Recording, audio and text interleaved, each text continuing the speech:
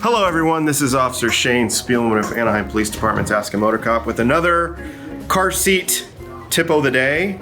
And today's topic is going to be rear and forward facing and strap placement. So this is going to be, I totally apologize, I forgot to introduce my assistant for today, Sergeant Rick Boyer of the Anaheim Police Department Traffic Section. Rick, say a few words.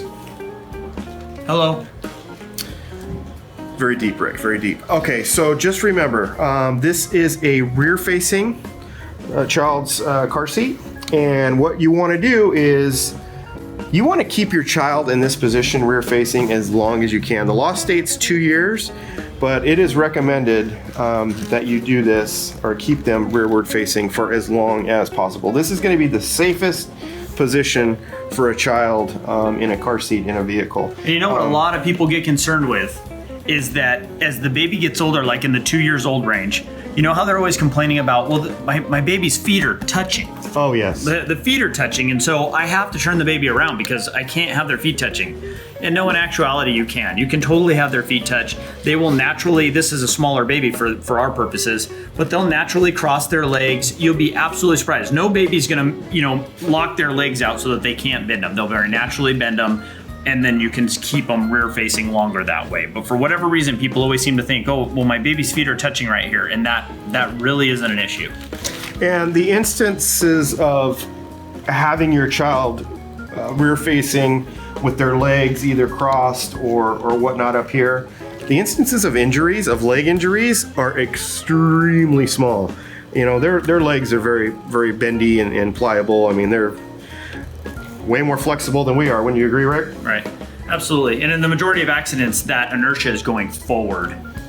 You're not going to get, a lot of crushing this way because the seat, that's why it's designed, their bottom end is going to dip down into the seat, hold them in place. Absolutely. So keep them rear facing as long as you can. The law says 2 years old. And the whole reason for keeping a child rear-facing for as long as possible is it creates a cocoon in this position. If they're slightly laying down, it's a much safer position. Realistically, even adults, we all should be traveling in vehicles in this position, rear-facing. It's just obviously the driver has to drive the car, so it doesn't work out. To drive that way. Yeah. Autonomous vehicles when we get there. But realistically, this is going to be the safest position anyone could be in, child or adult, in a vehicle. It's like I said, it's a cocoon. It's a cocoon of safety. So just remember that. Rear facing, safety cocoon.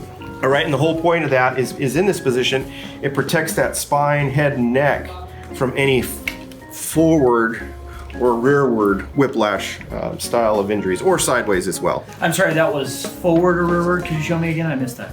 Forward, rearward. Right. Okay, I got it now. Whiplash injuries. All right.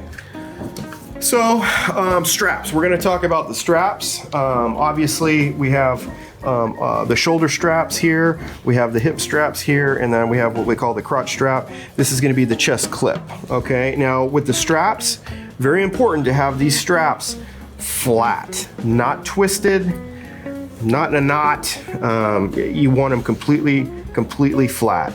Okay, so when a child is rear facing, just like this, let's talk about where you want these straps to go over the shoulders. So rear facing, they're gonna be at or slightly below the shoulders right here. You don't want them above if they're rear facing, because if you think about it, with that extra space, in the event that the motion's going this way, they're gonna move more this way. So we want at or below to hold them in this cocoon. And then we change over here, right? So let's compare that to forward facing over here. Where you would instantly change to at the shoulder here or slightly above. So you can see the strap is just slightly above the shoulder here. That's the difference. So rear facing, at or below, forward facing, at or above. Correct. So let's get back to our rear facing car seat right now. So we talked about the straps, what position at the shoulders. Let's talk about the chest clip here.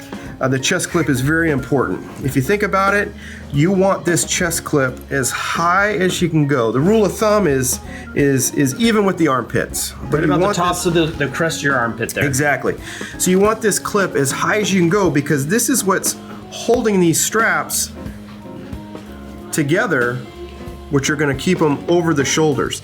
If you picture this being too low, well, look what you got here. You got too much slippage on either side, and you don't want your child to slip through the straps. So this chest clip here is designed to keep these shoulder straps closer together over the shoulders, because we all know kids, they have tiny shoulders. There's not much meat there for these straps to hold on to. So we want to make sure that chest clip is nice and high, so that way it holds those straps on the shoulders. And it's the same way on this side. The same way on this side, just like you said. Top of those armpits, that chest clip, making that imaginary line from the top of the armpit straight across. So again, it's easy. Forward facing, rear facing, it doesn't change anything. It doesn't matter. Whenever your child's in either forward facing or rear facing, chest clip, armpit level. Same thing with the hip straps here. We want them nice and flat, no twisted or switching buckles, nice and flat. Everything's going to be nice, flat, and that's what's going to keep the child safe, and that's what's going to make this car seat do and how it's going to perform in a collision. The way you can check on the tension of these straps too. This is nice because this particular design of this one makes it so that those chest straps sit nice and flat. Remember, you don't want to add anything to these straps that doesn't come with the seat. I know a lot of people like to go out and they get cute little things, little panda bear head or something, or little dog heads that are just foamy to sit against the child's face. That's discouraged. What you want to do is make sure you only use stuff that comes with the car seat. That makes it so that these pass the pinch test. You can't pinch that fabric up in there. And then if you look on this side, same thing. You come up here and you try to do that pinch test, and you see that you can't really pinch any of that strap. It's all snug enough that it's held down to the child tight without being able to pinch. If you could get it, and I'll pull it away here so that I can try to do it. If you could get it where you could easily pinch the strap up more like that, and pinch the strap in half like this, and easily get it where it did that, then you would have to take more slack out. But you know, in this case, I can only do that if I pull it way up.